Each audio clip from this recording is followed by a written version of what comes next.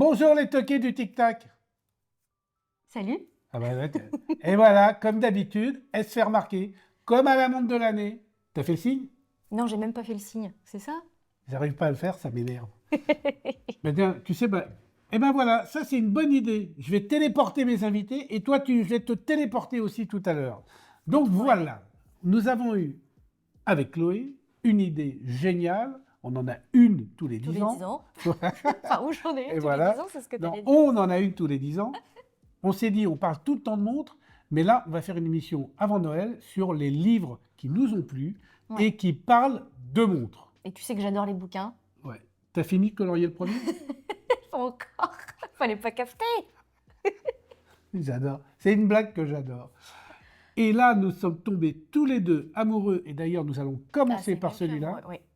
J'ai tendance à dire, c'est la Bible de l'horlogerie moderne. Allez. Et là, on est sur la montre Histoire et savoir-faire. Et puis, hein, format Bible, hein, autant de pages. Hein. 600 pages. 600 pages, là, je veux dire, il fait son poids. 600 pages. Et écoute, franchement, c'est le livre que j'aurais aimé avoir pour commencer dans l'horlogerie en tant que jeune journaliste et que je pense garder tout près de moi sur mon bureau. En tant que Mais jeune vraiment. journaliste?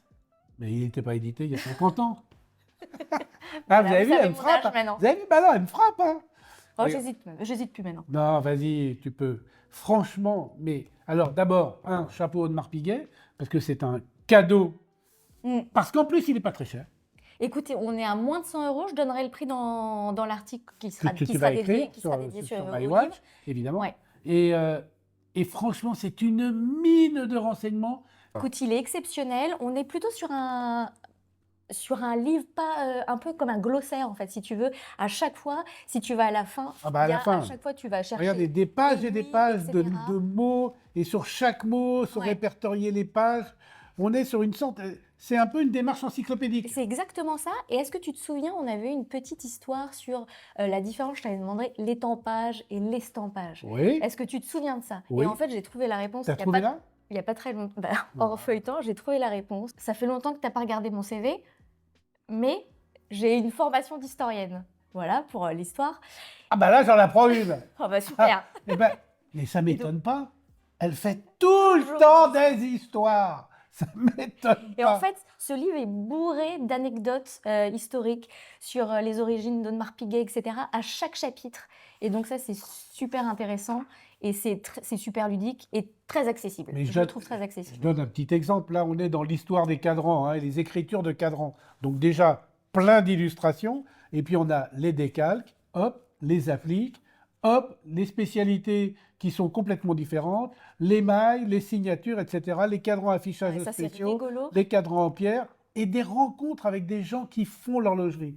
Il y a des portraits et des discussions avec des personnes qui font l'horlogerie. Ça veut dire qu'il va y avoir la gémologue pour les diamants, il va y avoir l'émailleur, que maintenant j'appelle l'alchimiste moderne. Tu as même Raphaël Balestra qui a fait l'émission avec toi. Balestra, évidemment, qui est l'archiviste en chef. Ouais. Et puis surtout, il y a des sommaires intermédiaires. Oui. Ici, on est sur la boîte, ce qu'on appelle aussi le boîtier. Et puis, il y a la boîte en amont, les architectures, les glaces et joints, la couronne et poussoirs, les matières, la fabrication, les décorations, les gravures et les poinçons.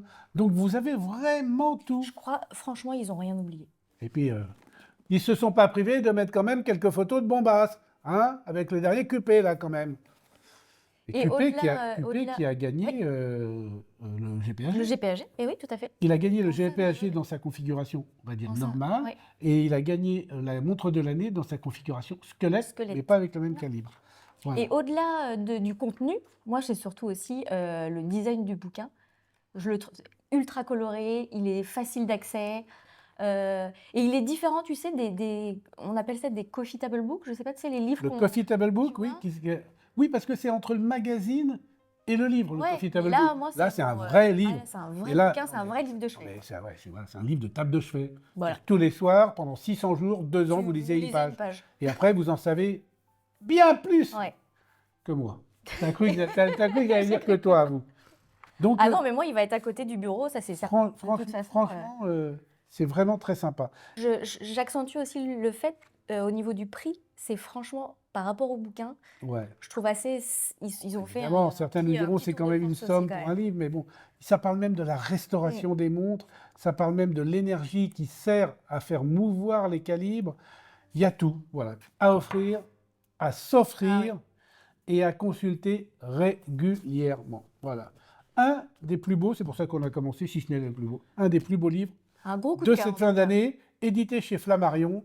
Voilà la montre Histoire et savoir-faire d'Audemars Piguet. Piguet. Et ça ne parle pas qu'Audemars Piguet. Eh bien, c'est ça qui est C'est intéressant. ça qui est bien, parce que quand même, ils parlent de l'horlogerie en général, et évidemment, il n'y a pas que des Audemars Piguet dedans. Il y a tout le monde, plein de choses, plein de trucs. Voilà. Ensuite, autre grand livre et autre beau livre, mais cette Là, on fois est sur aux autre éditions chose, là. Assouline. À souligne. D'ailleurs, tu sais ce qu'on va faire? Non. Celui-ci et celui-ci, ces deux-là, on va vous en faire gagner quelques-uns sur le compte Instagram. On va faire un petit concours de fin Franchement, d'année. ça serait trop sympa. Voilà, hop, on va essayer, on va appeler Audemars Piguet, on va appeler Ferdinand Berthoud, on va lui dire envoyez-nous 2-3 bouquins, qu'on vous fasse gagner des livres. Ça, c'est sympa. Voilà. Il faudra suivre mon compte, le compte de Chloé, Ça, c'est gentil. le compte d'Audemars Piguet et le compte de Ferdinand Berthoud. Et taguer un copain, parce que des livres comme ça, Ah ouais. il faut quand même les mériter. Alors là, Donc The là, Quest, on est sur un autre format, là. Hein. on est sur un autre format. The Quest The for Quest. Precision. Alors, attention. Tu parles anglais, toi? Bah, t'as intérêt parce qu'il est en anglais. Speak English fluently. French. Non, c'est pas vrai, pas du tout. Oh bah, pile poil sur... J'ouvre évidemment sur le dernier CEO que je ne tutoyais pas, car Frédéric Cheffeleux, mais pour ceux qui suivent, et Monsieur. ceux qui ont vu la montre de l'année savent que maintenant c'est fini. Donc là, c'est le fameux musée. Allez voir l'émission, je vous mets l'affiche. Voilà, regardez ça, absolument magnifique, il y a tout dedans. Donc, édité pour les 10 ans de la chronométrie Ferdinand Berthoud. Pour les 10 ans de la chronométrie Ferdinand Berthoud, dont le lancement a eu lieu à Paris. Et évidemment, il y a tout un chapitre sur Naissance d'une montre numéro 3, qui est la montre absolue, la montre événement de l'année, puisque chaque pièce a été faite 100% à la main, même la micro-vis. Il faut absolument que vous alliez voir cette émission. J'ai rarement été bluffé en faisant une émission, et là, C'est vrai que tu le dis à chaque fois. ils m'ont embarqué dans leur histoire.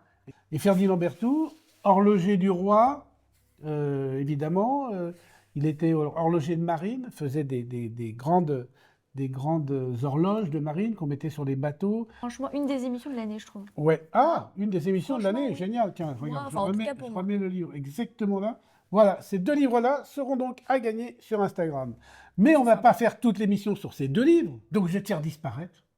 Téléportation. Et maintenant, regardez bien, Capitaine Kirk à l'Inter.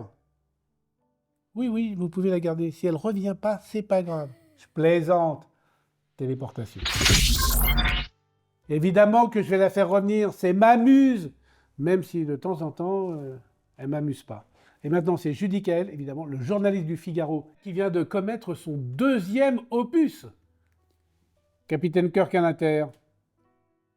Téléportation. Dis donc, toi, quand tu arrives, ça fait trembler le plancher, hein. Eh oui, je prépare mon Body Summer 2028. Tu arrives directement du Figaro, là. Directement, c'est pas loin. Vous avez vu, en un quart de millième de seconde, Judicaël Irel, le spécialiste de l'horlogerie du Figaro. Alors, il y a un an, Judicaël, tu sortais le guide des montres vintage avec la couverture orange Petit et une livre magnifique Cartier. Évidemment, un magnifique Cartier en couverture. Et là, on a le numéro 2, le guide des montres vintage aussi, mais là, on a les années d'or 1950. Et d'ailleurs, on voit qu'il y a un petit 50 sur la tranche. Eh oui. Voilà, pour ceux qui font la collection, évidemment. Très bonne collection qui vient apparaître toujours à Noël. Ah, qui va sortir chaque année à Noël.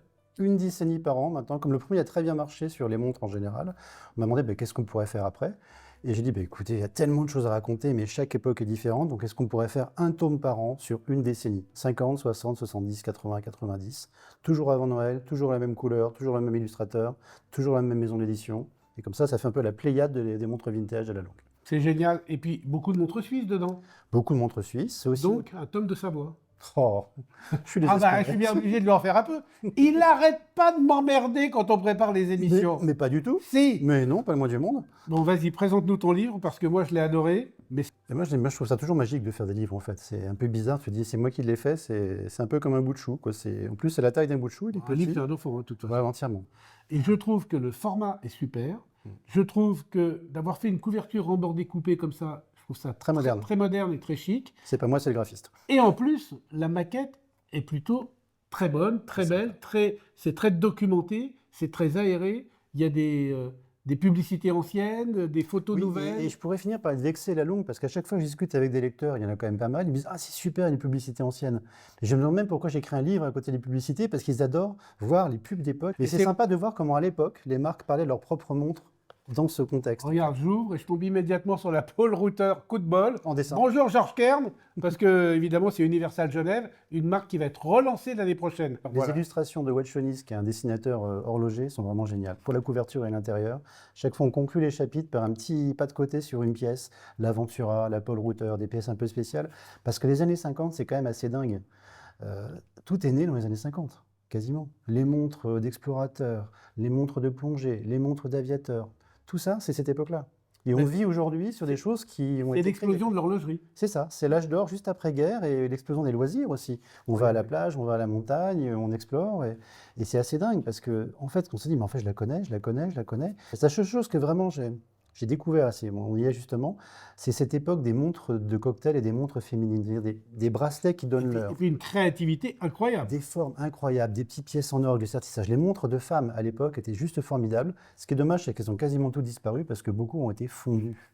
Parce qu'il y a des vieilles montres qui disparaissent parce que les gens revendent de l'or aujourd'hui. Et Évidemment. à chaque fois qu'il y a ça, c'est des pages de l'histoire de l'horlogerie qui disparaissent et c'est dommage. Les petites pièces féminines comme ça, des Rolex incroyables, des petites boucherons, des Omega. Aujourd'hui, on n'imagine pas que ça existe. Tu as un gros travail de documentation et de recherche à chaque fois que tu fais un opus, parce que là, celui-là, il était un peu, on va dire, générique, un peu sur tout. Il allait de la montre de poche jusqu'à 2000. Voilà, alors que là, on n'est que les années 50. Que années 50. D'ailleurs, on voit les cornes spécifiques qui ont été inventées dans ces années-là. Je me souviens plus du nom. Il y a des cornes de vache. Les cornes de vache, vous voyez.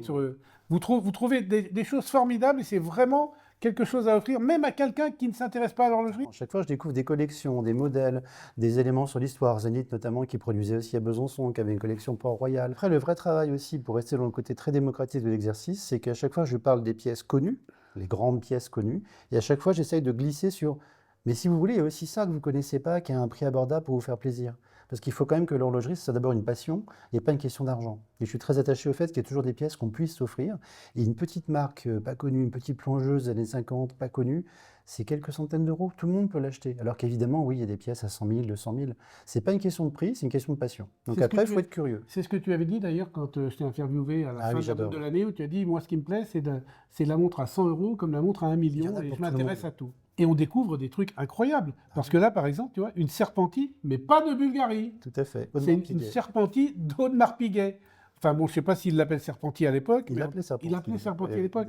Donc c'est assez amusant. Donc vraiment un livre intéressant. Quelles sont les pièces qui t'ont le plus marqué dans la rédaction de ce livre-là?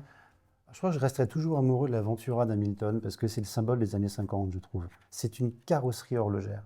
C'est-à-dire que c'est un designer d'automobile qui l'a dessiné, c'est Elvis Presley qui l'a porté. Tous les éléments de la légende horlogère sont dedans. En fait, on la regarde, on fait waouh. C'est pas juste une montre, c'est le reflet d'une époque. Et ça, j'adore. Tu dis pas ça pour te moquer de moi quand mes idiots de la production m'ont transformé en Elvis Presley? Pas du tout. Tu l'avais vu ça? Pas du tout. Vous l'aviez vu? Ça ne viendrait pas à l'esprit. Je vous le remets, juste l'extrait. Nous vous offrons une transformation en direct. 3, 2, 1, Fever. Bonjour, amis du rock and roll. Bon, ok. Si le ridicule ne tue plus, il peut encore blesser gravement. Alors là, tu vois, il avait fait des effets spéciaux. C'est ça, les stars. Hein. Tu l'as échappé belle, parce que si j'avais su avant l'émission que c'était la Ventura, je pense que je t'aurais peut-être mis la perruque d'Elvis Presley. Donc, très bon livre, très bonne lecture, très beau, très belle idée cadeau pour Noël, très raisonnable, quelques dizaines d'euros. Hein. Oui. Et on le trouve, comme on dit, dans toutes les bonnes librairies. Exactement. Et on le trouve en ligne aussi ou pas? On trouve aussi en ligne sur les sites de vente de livres officiels. Et je tiens à remercier les marques qui ont joué le jeu, parce que pour le premier, je m'étais débrouillé tout seul dans mon coin. Et pour le deuxième, les marques m'ont fourni des images de montres, donné des idées, envoyé des vieilles publicités. Et franchement, de plus en plus de maisons horlogères aujourd'hui, il y a des gens qui gèrent les collections et l'histoire des maisons, qui font un boulot formidable, pas seulement pour aujourd'hui, mais aussi pour les siècles à venir. Et ça, c'est génial. Je te conseille de faire un tour chez Audemars Piguet, où il y a l'archiviste en chef qui a fait, pour les 150 ans de la manufacture, ils ont fait une expo temporelle dans un cabinet secret absolument génial. On en a parlé dans l'émission que j'ai faite sur Le plus sur beau l'anniversaire. musée horloger au monde. C'est Ouais. incroyable. Tous ceux qui ont déjà acheté le numéro 1, vous nous laissez des commentaires pour nous dire ce que vous pensez de la prose et de la qualité du livre de Judy Kael.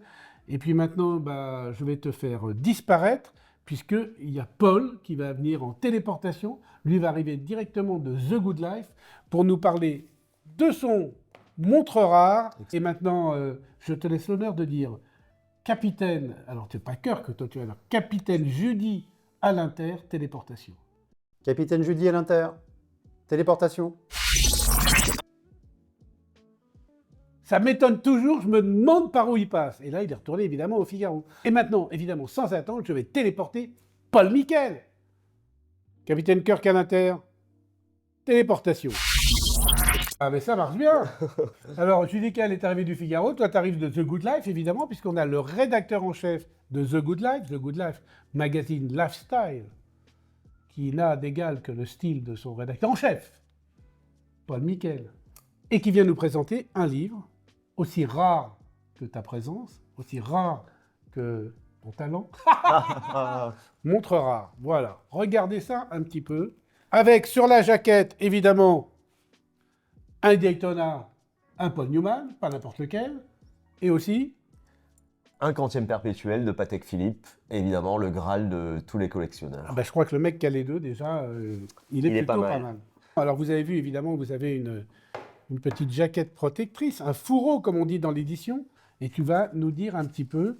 D'abord, c'est une édition qui a été mise à jour. Comment ça se passe? C'est un livre que tu réédites tous les ans? Absolument. Écoute, ce qui a présidé à la création de cet ouvrage, dont le premier numéro est sorti en 2016, presque 10 L'année ans. prochaine, c'est les 10 ans. Absolument. Il s'agit là de la 5e réédition en français. Pour l'année prochaine, une réédition, la 4e en anglais, également une édition italienne, une édition allemande de montres rares. Et en fait, quand j'ai commencé à réfléchir à ce désir, parce que c'est vraiment un désir d'écrire un livre sur cette passion dévorante qui est l'horlogerie, j'ai pris quand même pas mal de temps pour essayer de trouver ce qu'on appelle dans le journalisme l'angle. Voilà. Et petit à petit, c'est justement ce concept de rareté qui m'a intéressé. Parce qu'en fait, la rareté, dans l'horlogerie, mais pas que, est polysémique, c'est-à-dire elle a plusieurs sens. C'est-à-dire qu'une montre, une horloge, une pendulette, mais là on parle de montre bracelet principalement, peut être rare pour différentes raisons. J'ai divisé mon ouvrage en 3 séquences, quoi, qui me permettaient de couvrir de manière assez globale, je trouve, quoi, ce concept de rareté dans l'horlogerie. Et est-ce que ça veut dire que, par exemple, d'un livre à l'autre, il peut y avoir des montres rares qui réapparaissent Absolument. Ouais. à l'occasion d'une vente aux enchères ou à l'occasion du décès d'un collectionneur et qui reviennent sur le devant de la scène? Tu parles d'un exemple La qui Cartier-Dakar. est juste là, qui Hyper n'est rare. Voilà, c'est très peu d'exemplaires, moins de 5, Ouais, je je crois crois, que c'est ça. notamment certains exemplaires Certi. À une époque où Cartier avait décidé d'être partenaire et chronométreur du Paris-Dakar, C'est dingue et quand on y pense. voilà, et avait dessiné justement cette montre qui est quand même sur un châssis de tank, si on la regarde bien, qui est habillée avec un chèche L'horloger des en, Ford, en référence au Touareg, etc., etc. Une montre qui avait été offerte à Thierry Sabine, l'organisateur du Paris-Dakar, et qui tout d'un coup est comme ça, hop, comme un pop-up, réapparu aux ventes aux enchères. Moi, il me semblait important d'avoir ce type de montre. Autre exemple, voilà, parce que parfois on oublie des modèles comme ça qui ont marqué les esprits et qui, pour 1000 raisons, disparaissent un petit peu de nos mémoires. Exemple, Made in France, Paris toujours. Paris forever. Tournaire, donc joaillier bien connu de la place Vendôme, à qui je dis bonjour, salut Mathieu, installé non loin de Saint-Étienne, et qui avait fait cette folie, cette montre qui était une folie, qui s'appelle Forever Paris, et qui avait comme particularité, on peut revenir même là d'ailleurs, d'avoir un certain nombre d'éléments techniques Dont la Tour Eiffel. Bon, voilà. dessinés qui permettaient d'avoir un grand nombre de monuments majeurs de Paris sur la platine et dans le mouvement et surtout fonctionnel. On voit la Tour Eiffel, on voit le Trocadéro, on voit les arènes de Lutèce, et puis il y a plein d'autres choses. Il y a plein d'autres choses. Et en plus, on voit bien qu'il est remis à jour et que c'est pas du bidon, puisque cette montre-là, elle vient de gagner la montre de l'année pour sa catégorie, plus de 350 000 euros. C'est la Solaria, la première, la montre Vacheron Constantin, la plus compliquée du monde. Si elle a gagné ce prix à la cérémonie de la montre de l'année, est totalement mérité et qui évidemment avait toute sa place dans mon ouvrage. Donc en fait, le concept de rareté dans l'horlogerie, il y a justement ces montres-là extrêmement compliquées, qui sont rares de par leur unicité, parce que là c'est un exemplaire, unique, quoi, et de par l'unicité de leur mouvement. Une montre peut être aussi rare parce qu'elle a battu des records aux enchères. Donc j'en veux pour preuve, évidemment, quoi, le Daito Paul Newman qui a frôlé les 20 millions d'euros. Mais des exemples comme ça, il y en a des tonnes, comme l'a montré récemment la Patek Philippe 15-18 en acier qui a frôlé les Parce qu'elle était en 15 acier millions. aussi. Absolument. Et puis, il y a un chapitre que j'aime tout particulièrement dans ce livre, parce que tu aurais ta place. C'est les montres de héros. Et là, quand même, donc c'est les sportifs, les hommes politiques, les acteurs. Là, là, évidemment, on reconnaît la Richard Mille de Nadal, franchement, qui est une collection chez Richard Mille absolument sublime. Voilà, où tu fais ça. Et puis, il y en a plein d'autres. Celle-là. Voilà, le Mahatma Gandhi. C'est vrai que c'est aussi un autre versant de la rareté dans l'univers des montres, quoi. C'est-à-dire ces montres qui ont été portées ou qui ont appartenu à des hommes célèbres. Et puis là, quand on tourne les pattes, Marlon Brando, évidemment, Marlon Brando. Apocalypse Now, le monstre, la légende, et sa célèbre Rolex. Et sa célèbre Rolex GMT Master 775. À l'époque, Marlon Brando voulait absolument porter cette montre dans le film. Le réalisateur s'y est opposé parce qu'il trouvait que la lunette justement de la GMT était trop voyante. Qu'à cela ne tienne, Marlon Brando a pris Son couteau. il a fait sauter a fait sauter la lunette, et c'est celle-ci qui a été vendue plus de 5 millions de dollars récemment aux enchères. Donc plein d'histoires, évidemment. Les fameuses Rolex du Che Guevara. Alors, est-ce que Il tu en sais... portait 2, 3 parfois. Et pourquoi? Est-ce que tu sais pourquoi Pour avoir les heures du monde, c'est pour se mettre une sorte de GMT au poignet, il avait une montre à l'heure de la Havane et une à l'heure de Russie. et une à l'heure de Moscou. Voilà. Voilà. Et puis évidemment les montres qui sont allées dans l'espace. Et je pense que dans quelques années, dans les montres de héros, apparaîtra peut-être La collab Franck Sensé. une trilobe. C'est bien, hein bien amené, Voilà, bien quoi. amené. Voilà, une trilobe Franck Sensé. Parce que je sais qu'il adore cette collab et qu'il adore cette montre. C'est vrai que tu l'appelles. C'est une super collab, et je trouve que c'est également une façon pour toi de, Maison française. voilà, de soutenir le travail de Volsi et Gauthier sur cette marque extraordinaire qui se relocalise à Paris de manière extrêmement sérieuse dans une perspective à la fois artisanale et industrielle, quoi, très structurée.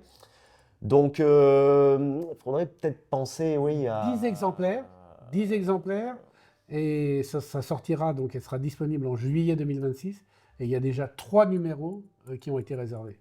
Donc, juste après la présentation. Si elle vous plaît et si vous la voulez, vous avez intérêt à réserver. Voilà. Paul, merci. Les montres rares, comme toi, tu te fais trop rare. Et puis la transition est toute faite, puisque là, je vais recevoir Frédéric Liévin, qui vient de rééditer James Bond, l'espion qui aimait les montres. Et s'il y a bien un héros de notre enfance, c'est bien 007. Tu vas maintenant te sacrifier à la tradition de la téléportation et tu vas dire Capitaine Michael à l'Inter, téléportation. Capitaine Nickel à l'Inter, téléportation. Et ben voilà, le fils spirituel de James Bond qui vient d'être téléporté. Qu'est-ce que c'est que ça, Franck? Bah, Oh, ça- mais dis-moi, mais ça, c'est le ticket de la montre de l'année? Bah, en fait, c'est le ticket de vestiaire que j'ai eu lorsque je suis arrivé à l'Automobile Club de France pour déposer mon manteau. Et t'as On eu m'a donné, 007? on m'a donné un ticket de vestiaire, le ticket 007. J'avais rien demandé, ils ne savaient pas qui Alors j'étais. ça, le hasard fait bien les choses. Incroyable. Parce que Merci. là, évidemment, j'ai avec moi le spécialiste de James Bond, le spécialiste qui est au service secret de Sa Majesté, Frédéric Liévin, puisqu'il vient de rééditer James Bond, l'espion qui aimait les montres. Alors, mais en plus de ça, c'est un livre qui a été vite épuisé. Et il y a combien de temps qu'il est paru?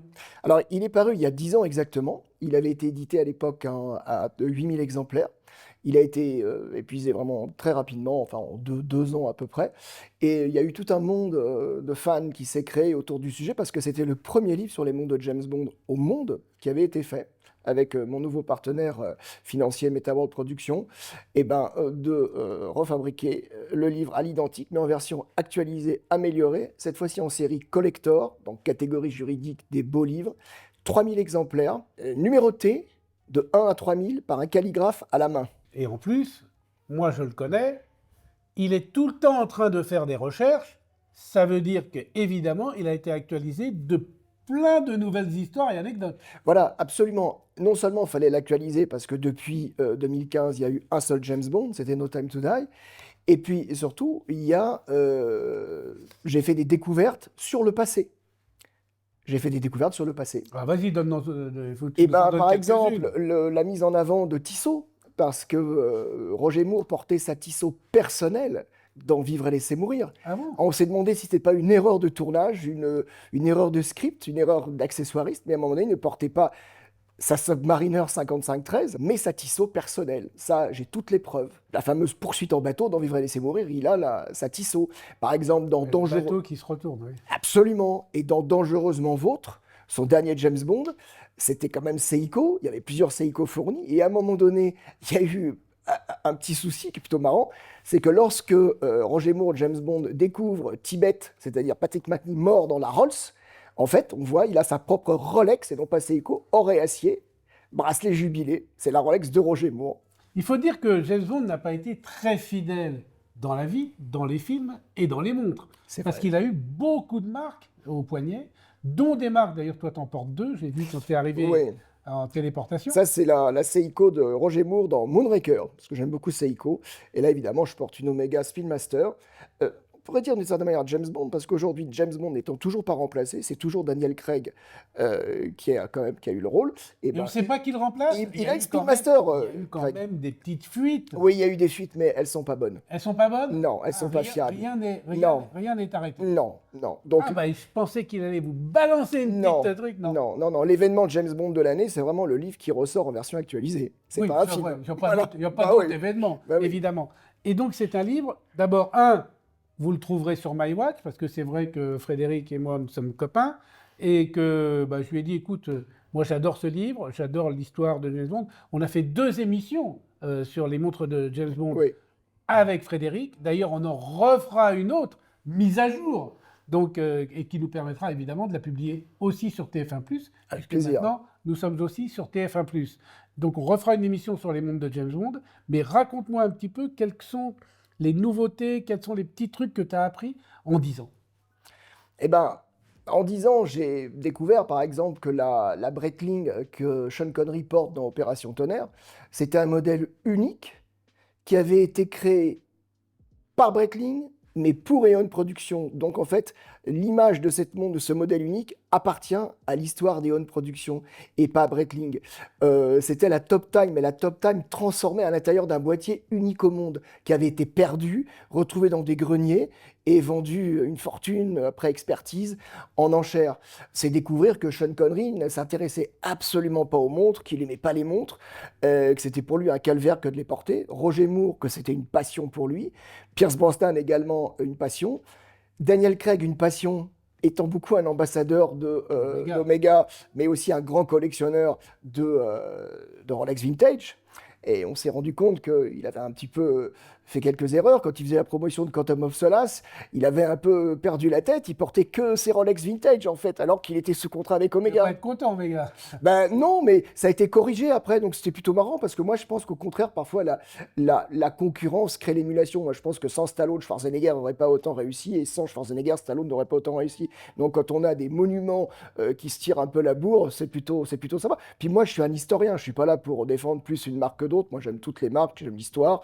Donc, en fait, c'est une histoire merveilleuse d'un groupe de montres avec un immense aventurier et une équipe, parce que j'ai découvert aussi, par exemple, que les producteurs portaient des Seiko. Les producteurs portaient des Seiko, et les Seiko portés par Roger Moore dans le film de James Bond, c'est pas forcément la même qu'il va porter quand il fait des photos promo. Alors les erreurs de promo, quand par exemple Roger Moore, Les faux raccords, quoi, en fait. il faut raccord, quand Roger Moore fait la promotion de l'espion qui m'aimait, qui est 100% Seiko, il est habillé en commandeur, en photo promo, et il a sa Rolex GMT au poignet 1675. C'est marrant. Quand tu dis que Sean Connery n'aimait pas les montres, c'est amusant que tu racontes l'anecdote de comment est arrivée la Rolex au poignet de Sean Connery. Mais oui, la Rolex arrivée au poignet de Sean Connery, c'est d'abord parce que c'était un peu le cahier des charges de Ian Fleming. Ian Fleming, à la base, l'écrivain, mais surtout ancien espion et grand reporter, considérait que la montre devait être d'abord une montre outil, une tool watch. En l'occurrence, une montre solide. Donc pour lui, la Rolex, c'était devenu une tool watch comme une Seamaster de chez Omega, une montre qui peut faire face à des situations très dures, mais qui est aussi une montre quand même de haut niveau. Mais à l'époque, Rolex était quand même moins cher, beaucoup moins cher proportionnellement dans les années 50-60. Et dans Dr. No, eh ben, en fait, la Rolex, c'était la Rolex du producteur Albert Broccoli. Il l'a passé, Qui lui a prêté qui lui a prêté, voilà, absolument. Ça, c'est amusant. Et par contre, oui, ce que j'ai découvert aussi depuis, ça c'est très important, très peu de gens, voire personne ne le sait, c'est que dans Opération Tonnerre, alors que la montre phare, c'est pas la Breitling de quelques instants, c'est la Rolex Submariner 6538. À un moment donné, il y a un plan où Sean Connery, James Bond, est en hélicoptère. Il ne pilote pas l'hélicoptère. Félix Leiter pilote. Il est en tant que passager parce qu'il va avec ses jumelles pour faire un repérage sur Palmyra, la résidence de Largo, aux Bahamas. Et à un moment, on s'aperçoit qu'ils ont à la fois, pour permettre d'avoir des droite-gauche, ils ont inversé la pellicule, ce qui veut dire qu'on s'aperçoit que Sean Connery a l'arrêt de l'autre côté.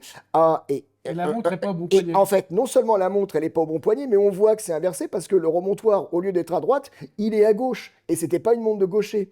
Et on s'est aperçu que la montre en question, c'était pas la Submariner, c'est une Oyster Det 36 mm, bracelet Oyster. Et donc j'étais le seul à le voir, je m'en suis rendu compte. Probablement qu'à ce moment-là, ils n'avaient pas la sub pendant un moment et qu'il y a un accessoire, ils avaient bâtonné pour mettre ça. Personne ne l'a découvert. J'ai découvert depuis 10 ans. Il y a 5 plans. Vous voyez, dans cette édition qui est remise à jour, réactualisée, eh ben, Frédéric partage avec vous les secrets sur les montres de James Bond. L'heure tourne. Oui, et d'ailleurs, avant que la bombe explose, parce qu'il y a toujours une bombe dans un James Bond, il te reste 0,07 secondes pour conclure cette émission sur les livres de Noël. Eh bien, même une montre de James Bond, quand elle est arrêtée, elle donne l'heure exacte 2 fois par jour. Vous voyez, c'est pour ça que j'aime bien, parce que je sais qu'il regarde mes émissions et qu'il ne se trompe absolument pas sur la phrase magique de fin. Merci à tous, et puis tu reviendras 007. Avec plaisir. Next mission. Restez connectés.